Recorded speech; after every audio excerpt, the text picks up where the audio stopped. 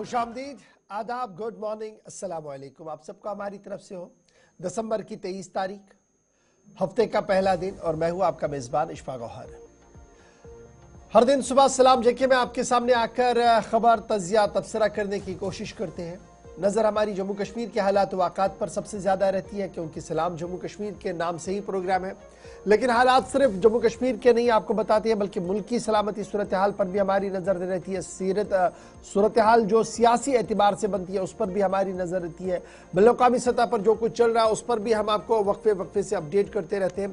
और आज भी तजिया, तबसरा, मेहमान भी हमारे साथ ज्वाइन करेंगे और कोशिश करेंगे कि आखिरी 10 से 12 मिनट जो आपके साथ हम गुजारे वहां पर हम आपकी कॉल्स को भी ले, और वो कॉल्स आपके मसाइल, मामलात के हवाले से हो। आप फटाफट से हमारे साथ ज्वाइन कीजिएगा। टीवी के फौरन बाद हमारी राब्ता site Facebook, YouTube, Twitter, Instagram और ऑफिशियल वेबसाइट पर, जहां पर खबर, तजिया और तबसरा तीनों जुबानों में हम आपके सामने रखने की कोशिश करते हैं। और ये तजिया तबसरा जो है आप भी हमारे साथ करते हैं इन राब्ता साइटों पर आकर, जब हालात वाक़ात के हवाले से आप हमें अपडेट करते हैं। तो ये अपडेट आप भी आज ज़रूर कीजिएगा। फेसबुक पर, ट्विटर पर, इंस्टाग्राम पर इनबॉक्स में आकर हमें हालात वाक़ात से ज़रूर अपनी बात रखिएगा। फ़िलहाल फटाफट से प्रोग्राम का तय फॉर्मेट होता है कि पहले बात होती है हिस्ट्री की, यानी हिस्ट्री की किताब के औराक को खंगाला जाता है, पेजों को पलटा जाता है। हर दिन जो वाक़यात रोनुमा होते हैं वो हिस्ट्री की किताब में लिखे जाते हैं। और आज क्या कुछ हो चुका है, फटाफट से चंद अहम वाक़यात रखेंगे आपके सामने। मेरे साथी आसिफ रशीद इस वक्त स्टूडियो में मौजूद है, जो हिस्ट्री ऑफ द डे पर एक नजर डालेंगे, और उसके बाद खबरों का पिटारा जम्मू कश्मीर से खोलते हैं। खुशामदीद, गुड मॉर्निंग, इस्तकबाल, आप सबका बहुत बहुत शुक्रिया, बहुत बहुत स्वागत। मुख्तलिफ सोशल मीडिया प्लेटफॉर्म्स पर भी आप हमारा साथ दे रहे हैं, उसके लिए बहुत शुक्रिया। और टेलीविजन स्क्रीन पर JK 24/7 न्यूज़ और गुलिस्तान न्यूज़ पर आप हमारे साथ रहेंगे। 10 बजे तक हमारा और आपका साथ रहने वाला है। एक नई सुबह का आगाज सर्द हवाओं के बीच, आज कुछ नए मौज़ूआत के साथ खबरें, तजिया और तबसरा, लेकिन फॉर्मेट सेट है शराइत के साथ। हिस्ट्री ऑफ द डे या इतिहास के पन्ने, सबसे पहले कुछ एक बड़ी घटनाएं, कुछ वाकयात आपके सामने हिस्ट्री ऑफ द डे में रखेंगे। आज आप सब जानते हैं दिसंबर की 23वीं तारीख, सिर्फ एक हफ्ता नया साल शुरू होने में रह गया है। विश्व भारती यूनिवर्सिटी का क़याम या इफ्तिताह के लीजिए 23 दिसंबर 1921 को हुआ। 105 साल पुरानी यूनिवर्सिटी जो मगरबी बंगाल के अंदर कायम है, वेस्ट बंगाल के अंदर। और विश्व भारती यूनिवर्सिटी दुनिया की 50 बड़ी यूनिवर्सिटीज़ में एक बड़ा इदारा है। एक वक्त वो भी था कि बार बार टॉप 50 में यूनिवर्सिटी आती रही। साल 1922 आज ही के दिन ब्रिटिश ब्रॉडकास्टिंग कॉरपोरेशन या BBC रेडियो ने रोज़ाना खबरें नशर करना शुरू की। 103 बरस कबल BBC की तरफ से ये पेशरफ्त हुई। 1968 में महकमा मौसमियात ने मुल्क के पहले रॉकेट मैनिका का कामयाब तजर्बा किया, और मुख्तलिफ हिस्सों के अंदर मौसमियाती तब्दीली या सूरत हाल पर मुकम्मल तौर पर नजर रखने का भी दावा किया गया। 2000 में आज से 24 बरस कबल मगरबी बंगाल की दार हुकूमत कलकत्ता का नाम सरकारी तौर पर तब्दील करके कोलकाता किया गया। इसके अलावा ड्रोन और लड़ाका तैयारों के दरमियान पहली जो लड़ाई हुई वो 2002 में 23 बरस कबल आज के दिन हुई। तारीख थी 23 दिसंबर। अंग्रेजी कैलेंडर के मुताबिक 1968 में फ्रैंक बोरमैन, जेम लोल और विलियम एंडरसन ये चांद के गिर्द चक्कर लगाने वाले पहले इंसान बने। एक जिम्मेदारी इनको मिली थी जो कामयाबी के साथ मिशन कंप्लीट हुआ। 2008 में आज के दिन वर्ल्ड बैंक या आलमी बैंक ने सॉफ्टवेयर कंपनी सत्यम पर मुकम्मल तौर पर पाबंदी आयद कर दी थी, और जो फाइनेंशियल इरेगुलरिटीज थी, माली बेज़ाब्तियां थी, उस चक्कर में इस बड़ी कंपनी पर आज के दिन पाबंदियां लगी।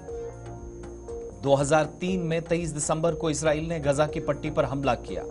हमले तो उससे पहले भी हुए, बाद में भी हुए, मौजूदा वक्त में भी हो रहे हैं, लेकिन यह हमला 16 महीनों की तवील सीजफायर या जंगबंदी के बाद था। और ये जो युद्ध विराम चल रहा था उसको तोड़कर दोबारा से वेस्टर्न पार्ट पर हमले किए गए, और पहले दिन ही आज यानी 23 दिसंबर 2003 को होने वाले हमलों में 87 अफराद को शहीद कर दिया गया। 2004 में हिंदुस्तानी साबिक वज़ीर आज़म PV नरसिम्हा राव का इंतकाल आज के दिन हुआ। आज उनकी बरसी है। उनकी समाजी और सियासी खिदमात को पूरे मुल्क के अंदर याद कर खराजे अकीदत पेश किया जा रहा है। 1926 में मारूफ मुजाहिद आज़ादी और समाजी मुसल्ला स्वामी श्रद्धानंद का इंतकाल भी आज के दिन हुआ।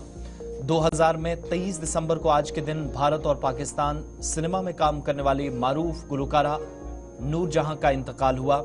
आज वो भी इस दुनिया से चल बसी। 24 साल हो चुके हैं, उनकी भी बरसी है। 1954 में बोस्टन में 2 जिंदा लोगों के दरमियान गुर्दे की पहली कामयाब पेवंदकारी हुई और ये सबसे बड़े और कामयाब या इब्तदाई मराहिल में जो ऑपरेशन या सर्जरीज होने वाली थी 1954 में सबसे बड़ा और कामयाब ऑपरेशन था।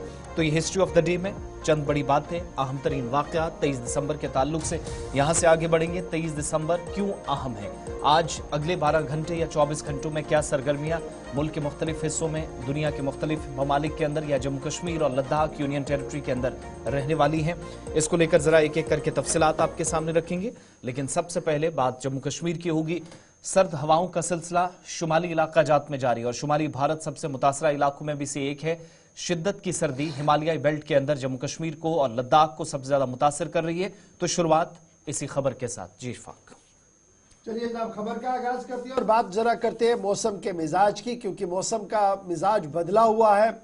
यकबस्ता हवाएं मुसलसल जम्मू कश्मीर के अंदर दिख रही है और सूबा कश्मीर के मुख्तलिफ इलाकों के अंदर दर्जा हरारत जहाँ मनफी चला गया है, लेकिन थोड़ी सी राहत जरूर दिखी है। लेकिन सुबह सुबह जो दर्जा हरारत था वो -3 के आसपास शहर श्रीनगर के आसपास भी देखने को मिला है। चिलई कलान इस वक्त रवा दवा है वादी कश्मीर के अंदर और पहले दिन से ही चिलई कलान ने अपना शबाब और जोर जो है वो दिखाया है, जिसकी वजह से झील के किनारे भी मुंजमद हुए, दरियाए वलूर भी मुंजमद हुआ, कई मकामात पर नदी नालों में पानी का बहाव रुका, पीने के पानी की किल्लत हुई और मतला मुसलसल अबर आलूद भी रहा। यकबस्ता हवाएं भी चली, लेकिन बर्फबारी का कहीं पर भी इम्कान नहीं है।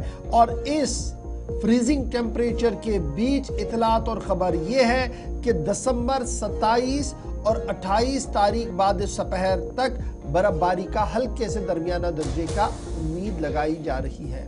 अब देख लीजिएगा, पिछले 2 महीनों के दौरान न तो खुलकर बारिशें हुई है और ना ही पिछले कई दिनों से जबरदस्त बर्फबारी हुई है। ठंड बहुत ज्यादा है। न सिर्फ जम्मू कश्मीर के अंदर ठंड का एहसास आपको दिखेगा, बल्कि जब आप जम्मू कश्मीर की सरहदों से थोड़ा सा बाहर चलेंगे, पंजाब की ओर चलेंगे, हरियाणा की ओर चलेंगे, चंडीगढ़ की ओर चलेंगे, दिल्ली तक चले जाएंगे, तो आपको ठंड का असर जो है वो देखने को मिलेगा। अगरचे आज कई मकामात पर मुल्क के कई हिस्सों के अंदर हल्की से दरमियाना दर्जे की बारिश का भी इम्कान और येलो अलर्ट भी जारी है। ताहम जम्मू कश्मीर आते आते सूरत हाल ये है कि 27 तारीख तक का इंतजार करना होगा। 27 तारीख को उम्मीद लगाई जा रही है कि हल्की से दरमियाना दर्जे की बर्फबारी का इम्कान हो सकता है। चिलई कलान की आमद हो चुकी है और ये जनाब चिलई कलान जो है ये मुसलसल 40 दिनों तक रहेगा। उसके बाद मजीद 2 इसके हिस्से रहते हैं, चिलखुर्द और चिलबच्चा जिसे हम कहते हैं। और ये तमाम दिन जो है, ये 70 के 70 दिन जो है ये सर्दी के रहते हैं। और माजी में जिस तरीके से कहा गया कि तकरीबन 2 दहाइयों का रिकॉर्ड या 3 दहाइयों का रिकॉर्ड भी टूटा है, क्योंकि मुसलसल जिस तरीके की शिद्दत की सर्दी बढ़ी है उसकी वजह से मरीजों को भी गोला को मुश्किलात से 2-4 होना पड़ रहा है। न सिर्फ मरीज मुश्किलात का 2-4 हो रहे हैं, बल्कि सूरत हाल ये है कि बिजली की पानी की जो सप्लाई है वो भी कई मकामात पर अब जो है वो मुंजमद हो गई है। अब मुख्तार अहमद साहब डिप्टी डायरेक्टर है महकमे मौसमियात के, श्रीनगर से हमारे साथ ज्वाइन कर चुके हैं। मुख्तार साहब बहुत शुक्रिया ज्वाइन करने के लिए। कड़ाके की ठंड है, इस बीच पारा माइनस चला जा रहा है। उम्मीद क्या लगाई जाए कि नए साल की आमद पर बर्फबारी हो सकती है, जिस तरीके की माजी में हुआ करती थी। अक्सर हम देखते थे 20, 22 या 25 तारीख के आसपास हल्की से दरमियाना दर्जे की बर्फबारी होती थी। जी बहुत बहुत शुक्रिया। देखो अभी फिलहाल मौसम जो है अमूमन ड्राई रहने के चांसेस हैं, थोड़ा क्लाउडी रह सकता है खासकर आज भी। और इसी तरह 27-28 के दरमियान जो है थोड़ा सा हल्की बारिशें जम्मू डिवीजन के अंदर, जम्मू के कुछ एक मैदानी इलाके और इसी तरह चिनाब वैली और जो पीर पंजाल का रेंज है यहाँ पे हल्की फुल्की बर्फबारी के चांसेस हैं। बाकी 31 के बाद जो है मौसम थोड़ा सा करवट लेगा। 1, 2, 3 के आसपास जो है हल्की बर्फबारी जो है मुतवक्का है कुछ एक पहाड़ी इलाकों के अंदर। तो कमिंग डेज में खासकर एक मौसम जो है थोड़ा सा करवट ले सकता है। तो अभी जो ये यकबस्ता हवाएं चल रही, इसका मतलब इससे कहीं पर भी राहत अभी वादी को नहीं मिल सकती है। अभी देखो ठंड की जो लहर है वो -8.5 तक भी चला गया पारा। तो कमिंग डेज में खासकर कल से थोड़ा सा ठंड बढ़ने के चांसेस हैं। आज जो इतना ज्यादा दर्जा हरारत में गिरावट नहीं देखने को मिलेगा। तो कल से जो एक बार फिर जो कोल्ड वेव और जो कोल्ड वेव लाइक सिचुएशन है वो कल से फिर जो है देखा जा सकता है अगले 3-4 दिन के लिए। मुख्तार साहब, हमने देखा कि गर्मियों के अय्याम में जब बारिशें होने का मौसम था तब भी बारिशें नहीं हुई और डेफिसिट ऑफ रेनफॉल हमारे पास है। फिगर्स आपकी तरफ से जारी कर दिए गए थे। वहीं दूसरी तरफ से जब हम बर्फ की उम्मीद लगाए बैठे हैं वो भी कम है, तो डेट मीन्स आने वाले दिनों में मजीद किल्लत और परेशानी होगी, क्योंकि न तो बारिशें हुई और ना ही जमकर कहीं बर्फबारी का इम्कान अभी भी लग रहा है। जी बिल्कुल, ये तो बिल्कुल बात सही है कि बारिशें उसके साथ साथ बर्फबारी का भी बहुत ही कम स्पेल देखने को मिला पिछले 1-1.5 साल से। तो कमिंग डेज में काफी ज्यादा दिक्कतें हो सकती है, खासकर पानी को लेके, चाहे वो जो हमारा रूटीन जो कंजम्पशन है, डोमेस्टिक कंजम्पशन खाने पीने के लिए, और इसी तरह जो सिंचाई के लिए, उसके बगैर भी जो एग्रीकल्चर सेक्टर हो, हॉर्टिकल्चर सेक्टर हो, इसी तरह इलेक्ट्रिसिटी जनरेशन हो, तो थोड़ा कहीं ना कहीं जो है दिक्कतें हो सकती है अगर बर्फबारी जो है टाइम पे नहीं हुआ, खासकर चिलाकिलान या उसके आसपास के पीरियड में। अभी एक्सपेक्ट क्या किया जा रहा है, कितना और माइनस हो सकता है, ज्यादा से ज्यादा जो रियासती महकमे मौसमियात की पेशन गोई होगी? अभी इतना ज्यादा और फर्दर डाउन होने के चांसेस नहीं है। -8.5 जो चला गया, ये मुझे लगता है सीजन का लोवेस्ट रहेगा। कमिंग डेज में इतना ज्यादा डाउन होने के चांसेस नहीं है। -6.7 या 7 तक भी टच कर सकता है। -8.5 जो है अब कहीं ना कहीं इतना ज्यादा गिरने के चांसेस नहीं है, खासकर जो शबाना दर्जा हरारत है। बहुत बहुत शुक्रिया डॉक्टर मुख्तार साहब ज्वाइन करने के लिए, अपडेट करने के लिए कि सर्दी की शिद्दत में इजाफा होगा। फिलहाल बर्फबारी का कोई इम्कान 27 तारीख तक नहीं है। 27 की बाद दोपहर से 28 की बाद दोपहर तक यह सिलसिला चलेगा। उसके बाद आगे मजीद 1-2 दिन बर्फबारी का इम्कान है, लेकिन ठंड मुसलसल रहेगी। और ये ठंड की जो वजह है वो क्या कुछ है, वो मौसमियाती तब्दीलियां जो हम देख रहे हैं वो आपके सामने। फिलहाल सयाह जो आए हैं वो लुत्फानंदोज भी हो रहे हैं, अवाम परेशान है, बिजली की किल्लत है, 10 तरह की परेशानियां हैं। और इस भी सुबह सुबह पीने के पानी की शदीद किल्लत दरू और बाकी इलाकों के अंदर हो रही है। कौमी शहराओं की बात करें तो फिलहाल इतलात खबर ये है कि लद्दाख शाहराह पर सुबह सुबह गाड़ियों की रफ्तार रोक दी जाती है लगभग 11 बजे तक। वो मुसलसल उसी तरीके से है। श्रीनगर जम्मू कौमी शाहराह पर गाड़ियों की रफ्तार बराबर चल रही है। एहतियात से ड्राइव करें सुबह भी, जब भी आप कौमी शाहराह या दीगर रास्तों पर करें, क्योंकि रात का जो दर्जा हरारत अगर पानी कहीं पर भी गिरा है तो वो जम जाता है। और सुबह सुबह 2 व्हीलर्स या 4 व्हीलर जो गाड़ियां चलती हैं उनको फिसलन बहुत ज़्यादा होती है, इसलिए एहतियात बहुत ज़्यादा बरतने के लिए तमाम इदारों की तरफ से एडवाइजरी भी जारी कर दी गई है। और ये नज़ारा झील लिडल का आज सुबह सुबह का भी है, जहाँ पर किनारे मुकम्मल तौर पर आपको मुंजमद नजर आ रहे हैं। गुज़श्ता 3 या 4 दिनों से यही सूरत हाल है। तो अब चिल्ला कलान का तीसरा दिन बल्कि आज है और चौथे दिन में हम दाखिल होने जा रहे हैं। तो ये सूरत हाल अभी ज़्यादा तब्दील नहीं होगी और महकमा मौसमियात क्या कुछ पेशन गोइयाँ कर रहा है वो भी आपके सामने तफसीलात रखी जा चुकी हैं।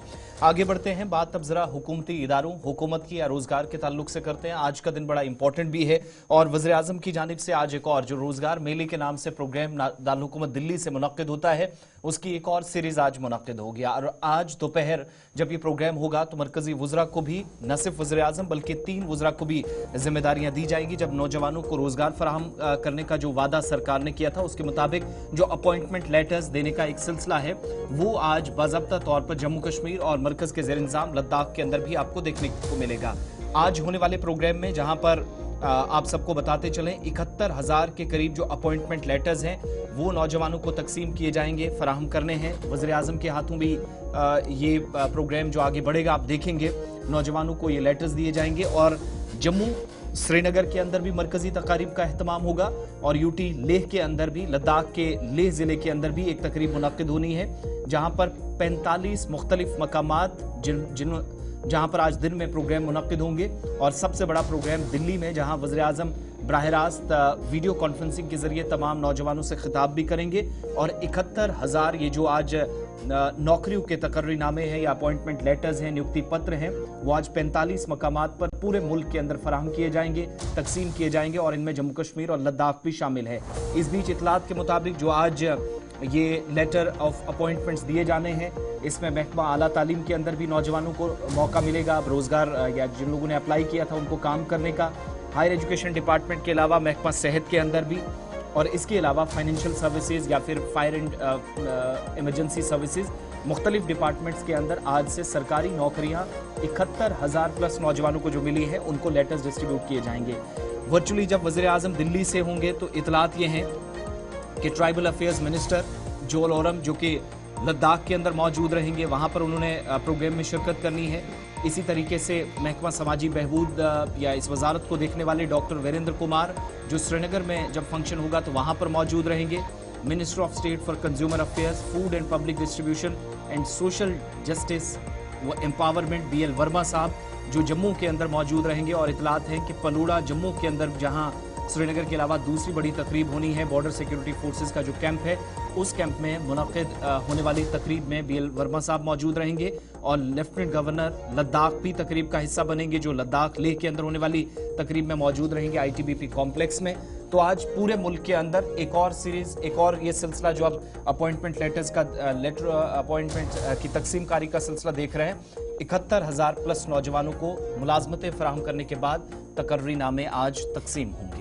जी, जहाँ बेरोजगारी पर काबू पाने के लिए मुख्तलिफ महकमों के अंदर ये बढ़ती अमल मुकम्मल हो जाएगी आज, वहीं पर अब जम्मू कश्मीर की जब आप बात करते हैं तो मुल्क के अंदर सबसे ज़्यादा शरही बेरोजगारी जम्मू कश्मीर के अंदर है, 35% के आसपास बताई जा रही है। जबकि जम्मू कश्मीर के जाविये से जब आप देखेंगे तो यहाँ पर सन्नत का कोई बड़ा दबाव नहीं है, सन्नती इनकलाब बिल्कुल भी नहीं दिख रहा है। प्राइवेट सेक्टर का कोई दूर दूर तक भी उतना ज़्यादा असर नहीं है कि लोग सरकारी रोजगार के बिना प्राइवेट रोजगार की ओर चले। तो यही वजह है कि सबकी नजरें जो है वो सरकारी रोजगार पर रहती है, सरकारी नौकरियों पर रह रही है। फिलहाल आज 71,000 सरकारी नौकरियों के ऑर्डर्स वज़ीर आज़म साहब बांट रहे हैं पूरे मुल्क के अंदर, और कुछ ऑर्डर्स जम्मू के अंदर, कुछ ऑर्डर्स कश्मीर के अंदर और कुछ ऑर्डर्स लेह के अंदर भी बांटे जाएंगे। जो ऑनलाइन तकरीब होगी और वहां पर मज़कूरा वुज़रा भी रहेंगे, जिसकी तफसील थोड़ी देर पहले आसिफ रशीद आप तक रख चुके हैं।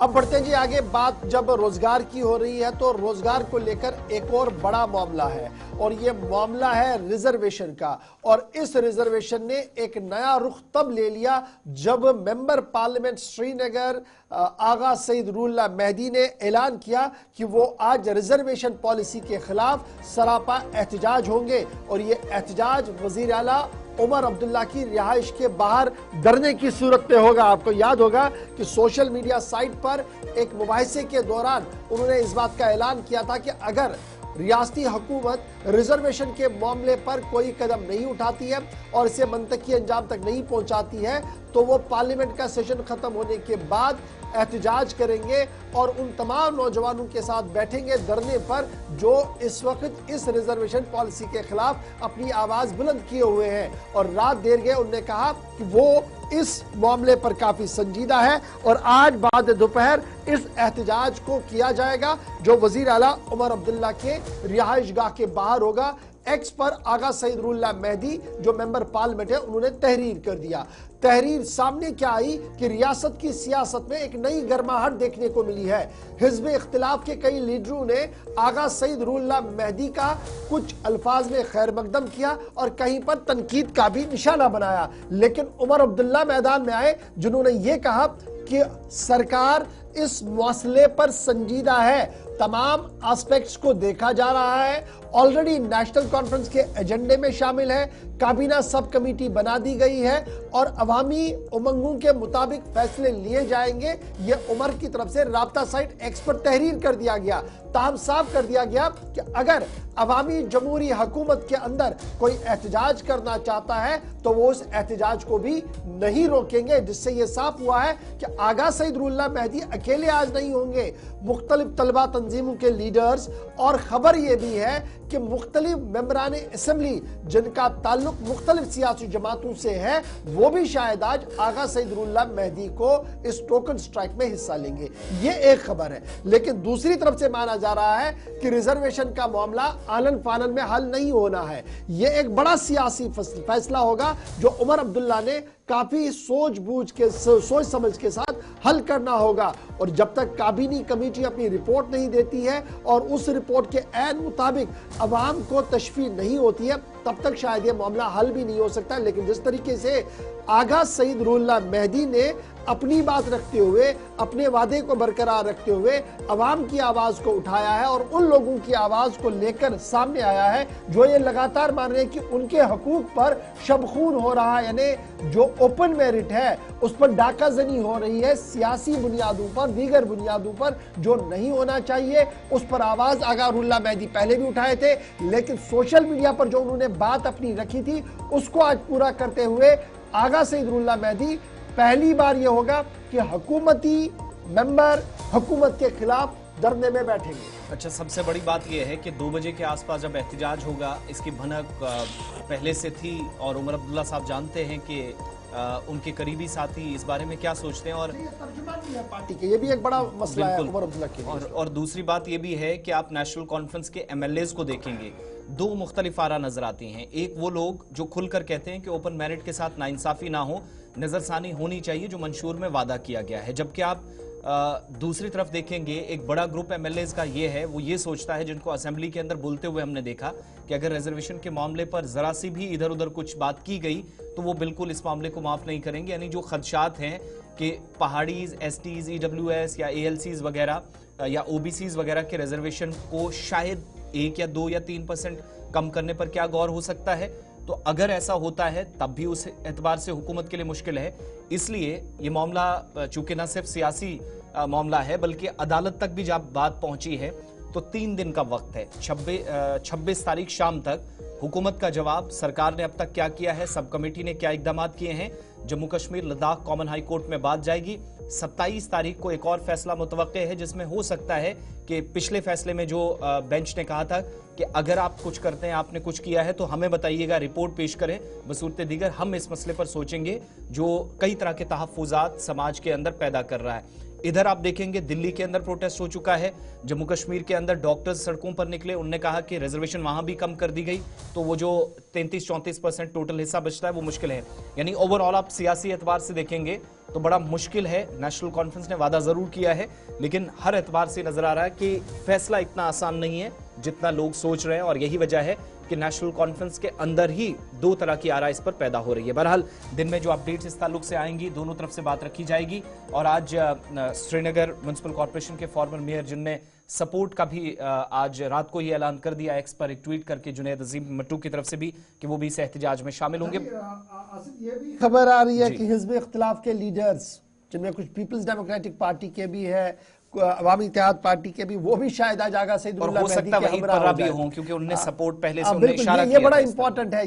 ये जो नई हदबंदी हो रही है, इस पर यह देखना होगा कि नेशनल कॉन्फ्रेंस के अंदर वाले MLAs किस तरीके से इसको रेस्पॉन्ड करेंगे। पार्टी के सबसे बड़े लीडर की तरफ से या रियासत के वजीर आला ने कहा कि जमहूरी हक है जी, एहतजाज करना आप एहतजाज करें, लेकिन हमने मुंह नहीं मोड़ा है, हम इस पर काम कर रहे हैं, यानी हम कहीं ना कहीं इस मसले को हल करने के लिए तैयार हैं। बहरहाल आज क्या कुछ होगा आपको जरूर अपडेट करेंगे, लेकिन जरा आपको यह भी बताते चले कि बिजली का बहरान है और बिजली के बहरान के बीच सूरत हाल क्या कुछ है, सरकारी अदाद-ओ-शुमार क्या कुछ बता रहे हैं, वो हम आपके सामने रखने की कोशिश करेंगे ताकि आपको पता लगे कि बिजली की सूरत हाल किस तरीके की अबतर हुई है।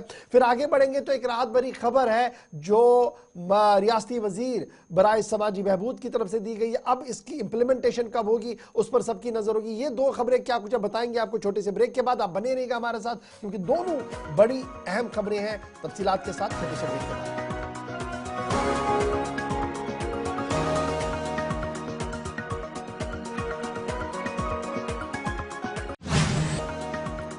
ब्रेक के बाद इस्तकबाल आप सबका प्रोग्राम सलाम जी के आप देख रहे हैं जम्मू के स्टूडियो से बरह रास्त। मैं हूं आसिफ रशीद, एग्जीक्यूटिव एडिटर इशफाक गौहर हमारे साथ हैं।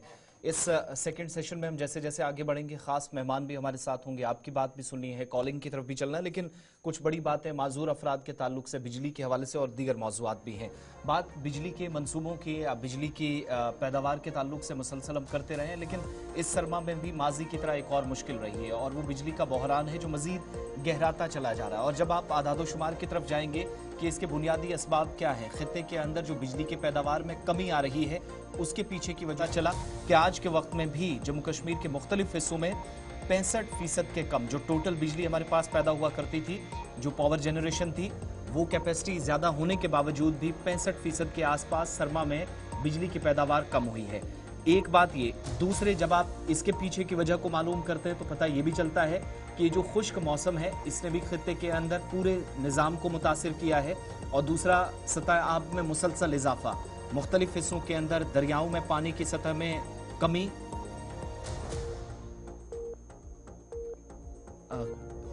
दरियाओं में पानी की सतह में कमी आना, ये भी परेशानी का सबब एक बना है, जिसके नताइज हम सबके सामने हैं कि 65% के आसपास जो बिजली शायद अगर 30 या 35 से ज्यादा होती तो इस वक्त की मुसीबत बिजली बहरान वाली दूर की जा सकती थी, नहीं हुई।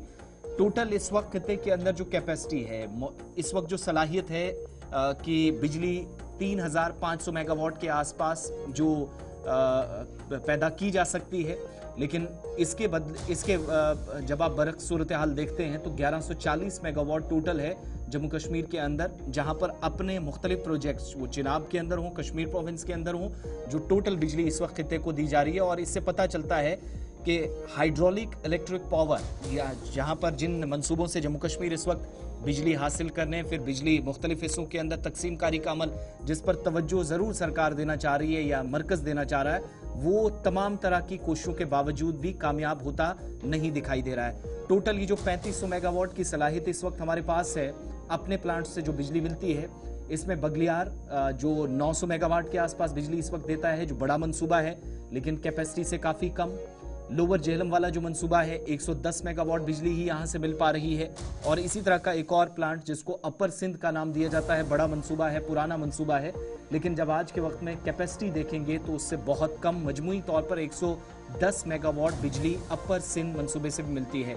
पता ये चलता है कि सरकारी आदादोशुमार इस बात की तरफ इशारा कर रहे हैं कि अगर अपनी सलाहियत से ज़्यादा भी ये तमाम मंसूबे, ये जो बड़े प्रोजेक्ट्स हैं जिनमें बगलियार है, लोअर जेहलम है, अपर सिंध है, दीगर मंसूबे हैं, इनसे अगर ज़रूरत से ज़्यादा भी बिजली पैदा की जा सके तो तब भी शायद इस वक्त जो तलब और ये जो बीच वाला गैप आ रहा है, जो टोटल डिमांड है और सप्लाई जितनी हो रही है, उसके बीच वाले फ़र्क को शायद इशफाक दूर कर पाना बहुत मुश्किल है। ये तो आदादुशुमार थे जो बता रहे थे कि किस तरीके से हमारा डेफिसिट है और ये जो बिजली की आंख में चोली है क्यों हो रही है, और विंटर्स के दौरान जो हमारे पावर प्रोजेक्ट्स हैं वो किस तरीके से इस वक्त काम कर रहे हैं, और उम्मीदें लगाई जाए कि शायद इसमें कोई सी राहत देखने को मिल सके। बढ़ते हैं जी आगे। बिजली के बाद ज़रा एक और अहम मामले की बात करते हैं और बात करते हैं खातून वजीर सकीना इत्तू की। सकीना इत्तू साहिबा की तरफ से बड़ा ऐलान कर दिया गया है और ऐलान सामने आने के साथ ही जिंदगी के मुख्तलिफ शोबों के साथ वाबस्ता लोगों ने इस फैसले का खैर मकदम किया है। ताम खैर मकदम के साथ साथ ये भी उम्मीद लगाई है कि उमर अब्दुल्ला हुकूमत इसे ज्यादा तातुल का शिकार न बनाते हुए इस पर फौरी तौर पर इक़दामात उठाए, क्योंकि मामला जिस्मानी तौर खास अफराद के लिए है, जहां पर रियासती हुकूमत की तरफ से अब यह फैसला ले लिया गया है कि माहाना पेंशन में इजाफा कर दिया जाएगा और इस ज़िमन में तमाम तैयारियां मुकम्मल कर ली गई है। माहाना पेंशन जो अब तक जिस्मानी तौर पर खास अफराद के लिए सिर्फ 1000 रुपया मिल रहा था, उसे बढ़ाकर 3000 रुपया कर दिया जाएगा। रियासती वजीर खजाना सकीना इत्तू मसूद का बड़ा बयान सामने आया है और इतना ही नहीं बल्कि उनकी तरफ से यह साफ कर दिया गया है कि रियासत के वजीर आला उमर अब्दुल्ला की हुकूमत मुसलसल इस कोशिश में है कि समाज के अंदर इन गरीब, मोहताज, बेवाओं और जिस्मानी तौर कमजोर अफराद की माली मुआवनत उस तरीके से की जाए ताकि उनकी रोजमर्रा की जिंदगी बेहतर हो सके।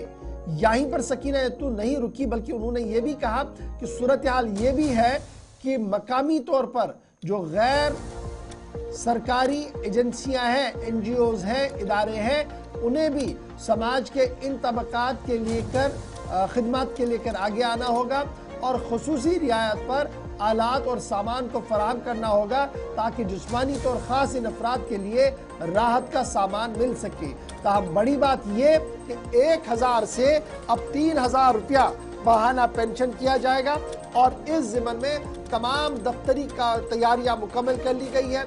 उम्मीद लगाई जा रही है कि बजट का जो इजलास फरवरी के महीने में होगा उससे कबल ही रियासती काबीना शायद इसको मंजूरी देकर बजट प्रोविजन में रखते हुए इसका ऐलान कर सके, क्योंकि कल बाज़ाब्ता तौर पर रियासती वजीर समाजी बहबूद सकीना यतूम मसूद की तरफ से बाज़ाब्ता तौर पर इसका ऐलान कर दिया गया है।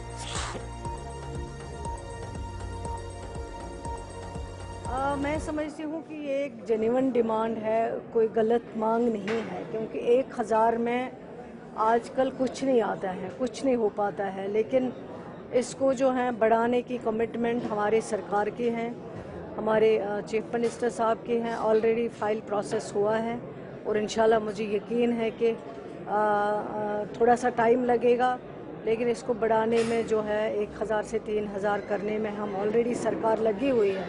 ऑलरेडी प्रोसेस जो है वो चल रहा है, फाइल का प्रोसीजर जो है वो हो रहा है और इंशाल्लाह जो जितना भी जल्द हो सके हम इसको 1000 से 3000 जहाँ तक सैलरी का कहीं कहीं मसला है, जो भी मुलाजिम है वो ऑलरेडी हमने इशू सेटल किया हुआ है लगभग, तो इनका भी मुझे लगता है उसी में जो है मसला हल हुआ होगा। शुक्रिया।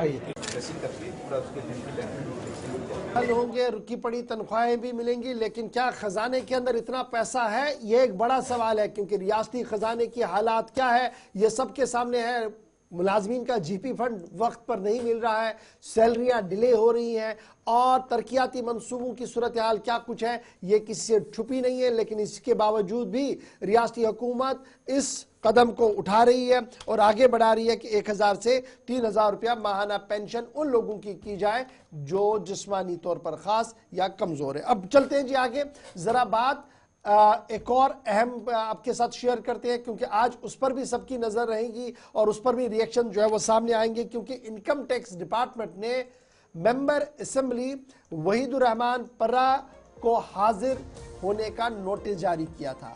अगर जो नोटिस देर से उन्हें मिला है, ताहम इत्तलात और खबर यह है कि इलेक्शन फंड्स के दौरान जो इलेक्शन अकाउंट्स हैं उसमें सही तरीके से अदाद-ओ-शुमार जमा नहीं किए गए, जिसके बाद उन्हें बाज़ाब्ता तौर पर नोटिस जारी किया गया है। और इनकम टैक्स डिपार्टमेंट ने नोटिस जारी किया है पीपल्स डेमोक्रेटिक पार्टी के एमएलए वहीदुर रहमान पर्रा को, और उनसे ये साफ कर दिया गया है कि जो बुक ऑफ अकाउंट है उसे पूरा किया जाए और उसे दिखाया जाए कि किस तरीके से उन्होंने अपने अखराजात जो है वो इलेक्शन के दौरान किया है।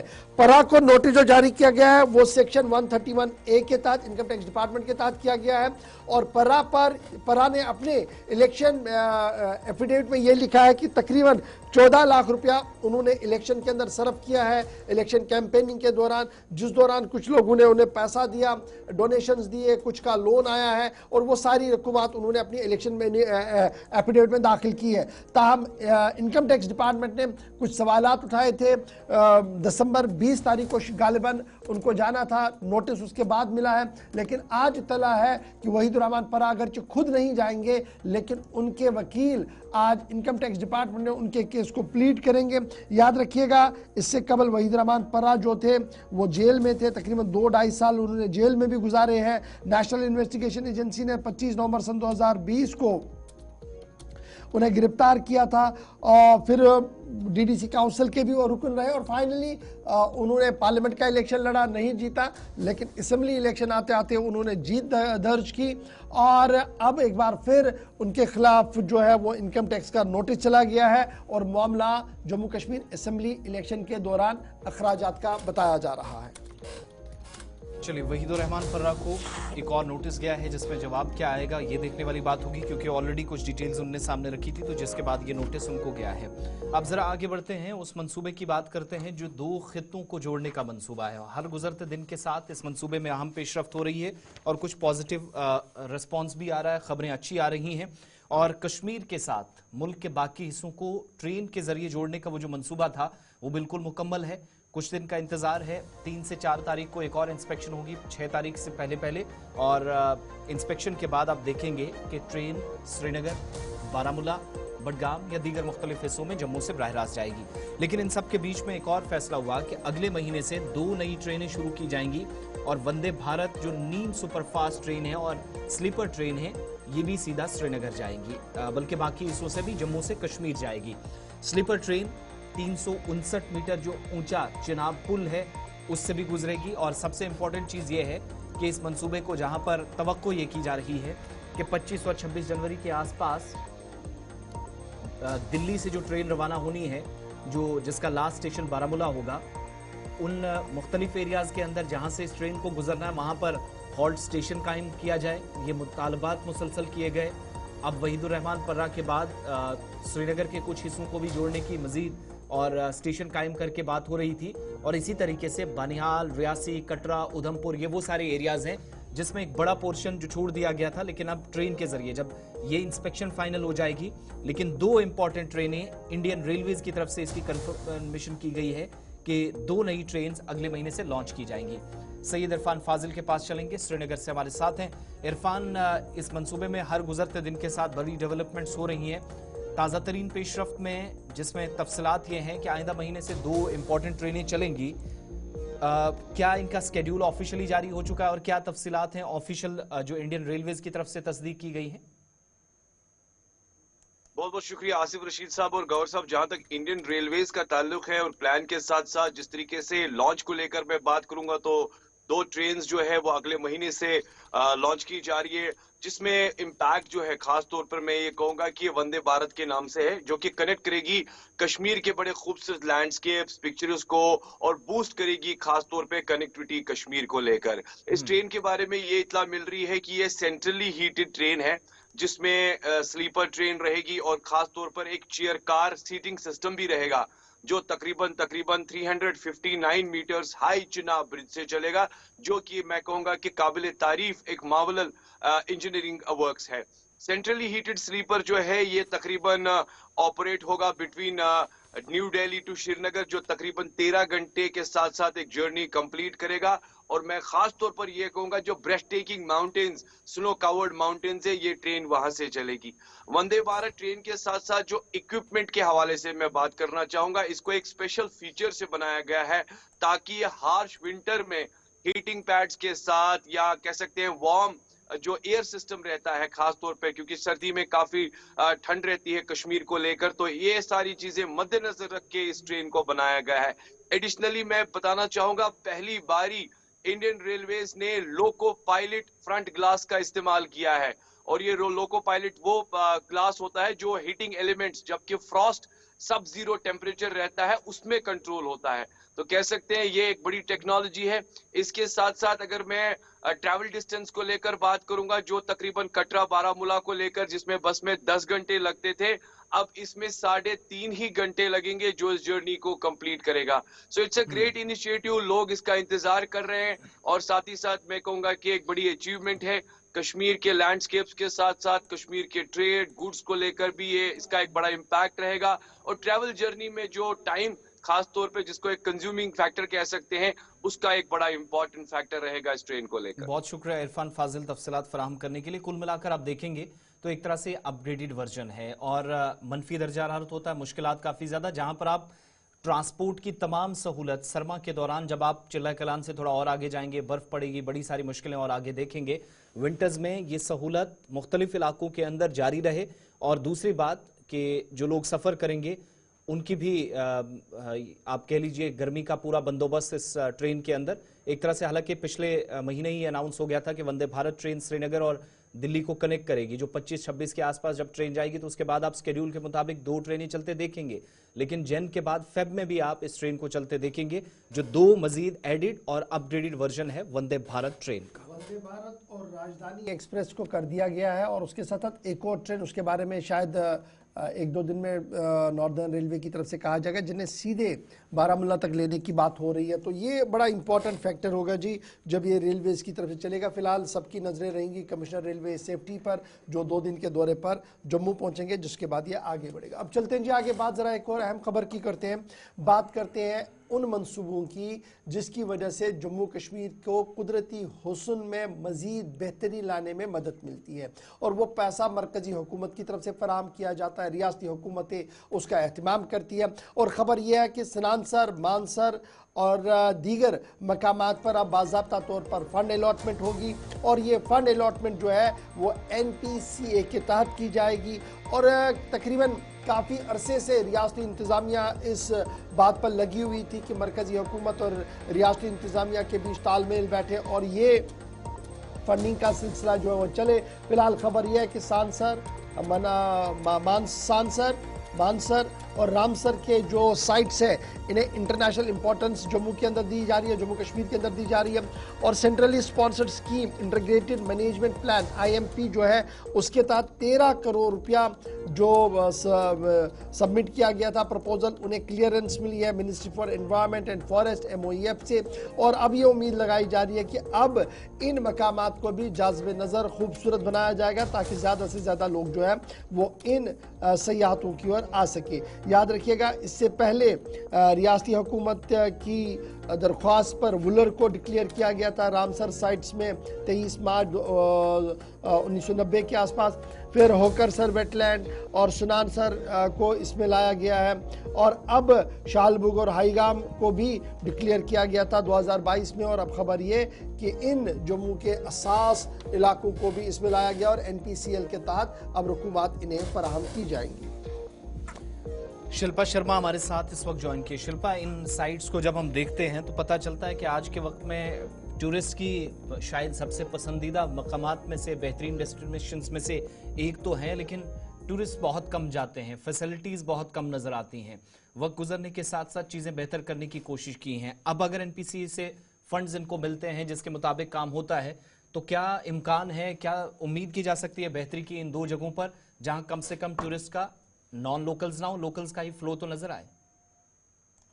जी बिल्कुल, देखिए इन 5 वेटलैंड की अगर मैं बात करूं तो केंद्र शासित प्रदेश जम्मू कश्मीर में अंतर्राष्ट्रीय महत्व के रमसर साइट के रूप में जो है वो इन्हें नामित किया गया है। और जिस प्रकार से कुछ बताना चाहूंगी मैं आपको, वुलर लेक जो है वो रमसर साइट करीबन मार्च 23, 1990 में जो है वो रमसर साइट डिक्लेयर किया गया। उसके बाद होकरा वेटलैंड जो कि सरासर मानसर लेक रमसर साइट डिक्लेयर किया गया नवंबर 8, 2005। इसी प्रकार से 5 वेटलैंड को जो है वो रमसर साइट जो है वो डिक्लेयर किया गया। देखिए NPCA एक ऐसी स्कीम है जिसके तहत जो है वो फंड्स भेजे जाते हैं, लेकिन काफी लंबे समय से फंड्स जो है वो रुके हुए थे, फंड्स नहीं भेजे गए थे। और इस समय आप देखेंगे कि जो सरासर मानसर रमसर साइट है वहां पर कई ऐसे काम है जो कि रुके हुए थे, लेकिन अब काफी लंबे डिले के बाद ये कहा जा रहा है कि integrated plan wild life protection government Jammu Kashmir ने जो है वो यूनियन मिनिस्ट्री को भेजा है और ये उम्मीद की जा रही है कि इसे जल्द से जल्द अप्रूवल मिलेगा और नेक्स्ट फाइनेंशियल ईयर में जो है वो फंड्स मिलेंगे ताकि जो इस समय काम रुके हुए हैं वो काम जो है वो आगे यानी कि मुकम्मल किए जाए। देखिए क्योंकि NPCA जो है वो बहुत सारी एक्टिविटीज कवर करता है, यानी कि वहां की देख रेख का जो पानी अगर खराब है तो उसे किस प्रकार से साफ करना है, ऐसे कई सारे प्रकार के काम है जो कि NPCA के तहत अगर फंड मिलती है तो ही इन कामों को जो है वो पूरा किया जाएगा। तो फिलहाल देखिए जिस प्रकार से चीफ जो वाइल्ड लाइफ वार्डन है वहां के सर्वेश राय, उन्होंने ये कंफर्म किया है कि इंटीग्रेटेड प्लान तो भेजा गया है और इसे फॉलो अप भी किया जाएगा ताकि जल्द से जल्द जो है वो अप्रूवल मिल सके। देखिए इस समय अगर हम बात करेंगे कहीं ना कहीं फुटफॉल भी टूरिस्ट का वहां पर देखने को मिलता है। अगर काम पूरे नहीं होते हैं तो कहीं ना कहीं टूरिस्ट वहां तो नहीं पहुंचेगा। ये माने ये जो आप कह रहे हैं कि ये जो सारे प्रपोजल्स पुट ऑन कर दिए गए हैं इनकी अभी अप्रूवल ऑफिशियल आना बाकी है, और अगर बाकी है तो कब तक ये एक्सपेक्ट आ सकती है? क्या ये फाइनेंशियल ईयर क्लोज होने से पहले आएगी या नए फाइनेंशियल ईयर में जब निर्मला सीतारमण 1 फरवरी को बजट पेश करेगी उसमें इसकी रिफ्लेक्शन होगी? देखिए जिस प्रकार से ये कहा गया है कि अप्रूवल मिलना अभी बाकी है, यानी कि अभी अप्रूवल मिलना है, उसके बाद नेक्स्ट फाइनेंशियल ईयर में जो है वो फंड्स जो है वो मिलेंगे। तो जब ये फंड्स मिलेंगे तो जो काम रुके हुए हैं उन कामों को जो है वो पूरा किया जाएगा। बहुत बहुत शुक्रिया हमारे साथ ज्वाइन करने के लिए। तो NPCA के तहत फंड्स मिलने का इम्कान है इन दो बड़े साइट्स को। फिलहाल वुलर के लिए जहां पैसा खर्च होता है और पेशरफ भी नजर आती है, यहां से आगे मजीद बेहतरी का इम्कान होगा फंड्स अगर सही इस्तेमाल होते हैं। वक्त एक छोटे से ब्रेक का है, ब्रेक के उस पार वापस आएंगे तो अपने खास मेहमान के पास भी चलेंगे। वो जो एक और सीरीज हमने शुरू की है उसके 1 दर्जन एपिसोड हो चुके हैं, इस पर मजीद ज़रा बात करते हैं। असातिज़ा के रोल पर बात करेंगे, मुख्तलिफ इदारों के अंदर कैसे कामकाज चलता है ऑनलाइन गैम्बलिंग को रोकने के लिए, या कैसे पॉसिबिलिटीज़ हैं काम रोका जाए, वो काम जो गैर कानूनी या गैर इखलाकी गैर समाजी कहलाता है। इस पर कुछ अहम तरीन सवालात, आपकी कॉल्स भी लेनी है और कुछ मकामी और बैनुल अक़वामी सतह की खबरें भी आप तक पहुँचेंगी। ब्रेक के उस पार मुकम्मल तफसीलात।